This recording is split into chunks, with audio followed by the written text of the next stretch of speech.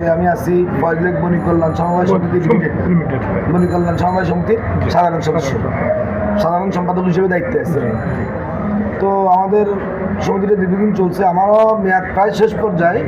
আজকে 4 বছর অবগত হয়ে গেছে, কিন্তু আমি একটা নির্বাচন দিব, কিন্তু কমিটির একটু লক্ষ্য হওয়ার কারণে সিদ্ধান্তটা এখনও বোঝাতে পারিনি। তারপর আমাদের সভাপতি সাহেবও হজে যাবে, এই জন্য সামনের দিকে নির্বাচন দিব।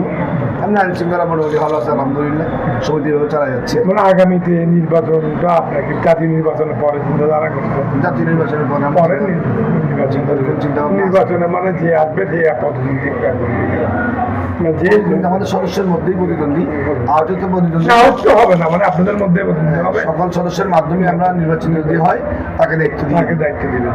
এখন মোটামুটি যে আইন শৃঙ্খলার অবস্থা কেমন মোটামুটি আছে আলহামদুলিল্লাহ, যেভাবে আছে চলতেছে, আমরা কোনো সমস্যা হচ্ছে না, না কোনো সমস্যা নেই। তাহলে ইনশাল্লাহ আপনার জাতীয় নির্বাচনের পরেই, জাতীয় নির্বাচনের পরে আমরা একটা চিন্তা আছে যে ধরেন একটা নির্বাচিত কমিটি গঠন করে দায়িত্ব বুঝিয়ে দিয়ে। একটা আমার আরেকটা প্রশ্ন আছে, আগামী 25 তারিখ তারেক জিয়া চট্টগ্রাম আসতেছে, আপনার সমিতিতে কোনো উদ্যোগ আছে কিনা, আপনারা এখানে অ্যাটেন্ড করবেন? ওরকম কোনো উদ্যোগ নেই, ব্যক্তিগত মতামত কারো থাকে, ব্যক্তিগতভাবে কেউ যাইতে চাইলে যাবে, এটাই এমনি ওই ধরনের কোনো ইয়া নাই যে সমিতি থেকে গ্রুপিং করে দলবদ্ধ করে দলমতভাবে যেতে হবে, এরকম না।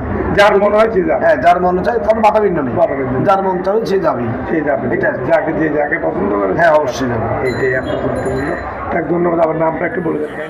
আমি রয়্যাল চৌধুরী, সেক্রেটারি।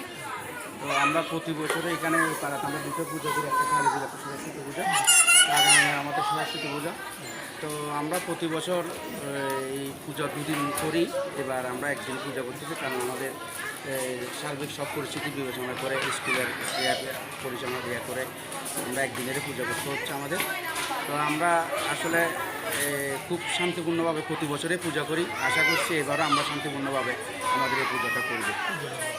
এখানে আপনারা পূজাদের মধ্যে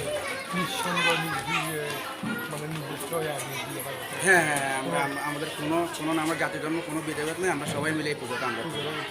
এখানে কোনো সমস্যা বা না না, আমাদের কোনো বছরই হয় নাই, আশা করি এবছরও হবে না।